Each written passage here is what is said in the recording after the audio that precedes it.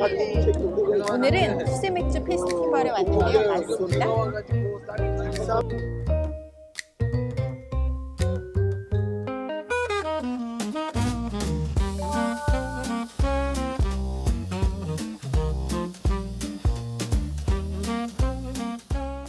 안녕하세요. 가족법 전문 1호 이혼 전문 변호사 조인섭입니다. 오늘은 저희 네이버 카페 당당이에 이런 사연이 올라왔습니다.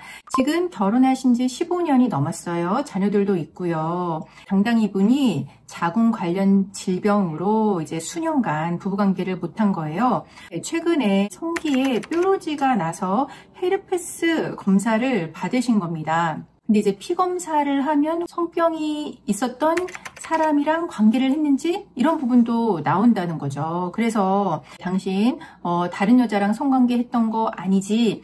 확인차 물었더니 20대 후반에 나를 만나기 전에 이제 한 번 실수가 있었다. 성매매였다라고 이제 주장을 한다는 거예요. 피 검사를 한다고 하니까 그때는 과거 항체가 나온다라고 하는 거를 알고 양성이 나오면 그때는 빼도 박도 못하니까 지금에 와서 실토를 한 거 아니냐.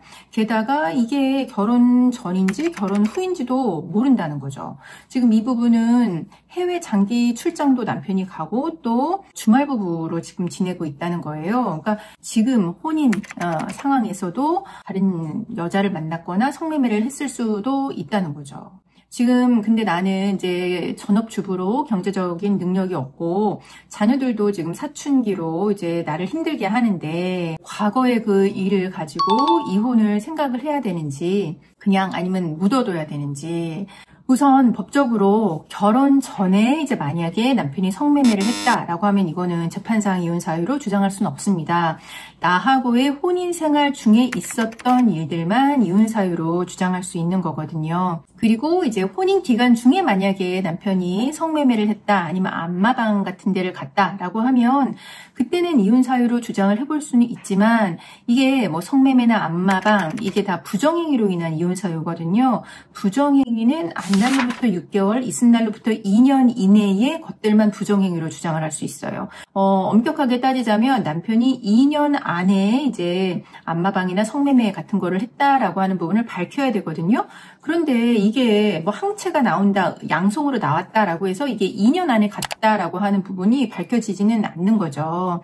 다만 저희가 이혼 사유로 주장할 수 있는 거는 남편이 솔직하게 이야기를 해주지 않고 거짓말을 하고 이로 인해서 부부관계가 더 이상 이게 회복이 되지 않고 그로 인해 부부간의 신뢰관계가 훼손됐다라고 하는 부분으로 이혼 사유로 주장할 수는 있어요. 지금 몸이 굉장히 안 좋은 상황이신 것 같아요. 그 남편이 나를 속였다라고 하는 거에 굉장히 분노를 하고 계시거든요. 하지만 제가 생각을 했을 때는 지금 상황에서 이혼을 하신다고 해서 내가 더 좋은 일이 생긴다거나 아니면 내가 경제적인 상황이나 나아질 거라고 하는 보장은 없어요. 게다가 지금 거의 주말 부부로 생활하고 있으니까 남편의 얼굴을 보지는 않는 상황이거든요.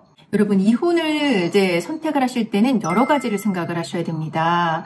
네, 내가 이제 감정적으로 이혼을 선택한다고 하더라도 이혼 이후에 맞닥뜨리는 경제적인 문제 굉장히 중요하거든요. 이혼 이후에 사춘기 아이들 남편 쪽으로 보낼 수는 있겠죠. 하지만 그 이후에 내가 생활하는 것도 생활비가 많이 들어요.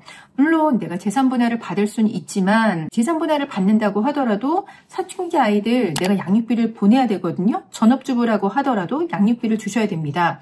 그러니까 현재 상황에서 차라리 주말 부부로 남편의 얼굴을 안 보면서 남편한테 생활비를 받는 상황이라고 하면 차라리 이혼 안 하는 게 나을 수도 있어요. 그러니까 내가 이혼을 선택할 때는 굉장히 객관적이고 냉정하게 여러 가지를 따져보고 이혼을 선택하셔야 된다는 거죠.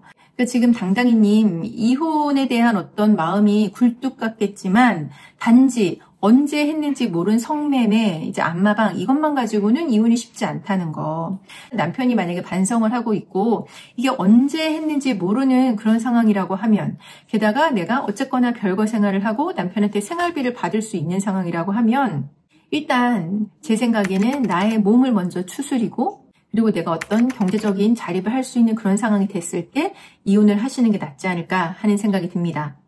그럼에도 불구하고 나는 이 상황을 도저히 못 견디겠다, 이혼을 하겠다라고 하면 민법 840조 제6호 기타 혼인관계를 유지하기 어려운 중대한 사유, 내가 상대방과의 신뢰관계가 완전히 파탄됐다라고 하는 걸로 이혼을 진행해 볼 수는 있고, 네, 그럴 경우에 내가 재산분할은 받을 수 있습니다. 네, 친권 양육권, 내가 만약에 상대방한테 양보한다면 내가 양육비를 줘야 된다는 부분 감안하시고 신중하게 결정하시길 바라겠습니다. 당신의 든든한 변호사.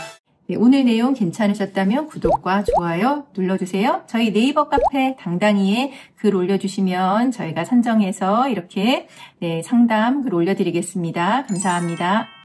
조인섭 변호사, 이혼 상속 전문 가족법 1호 변호사, 유신면 태극권 수령까지 하신 변호사.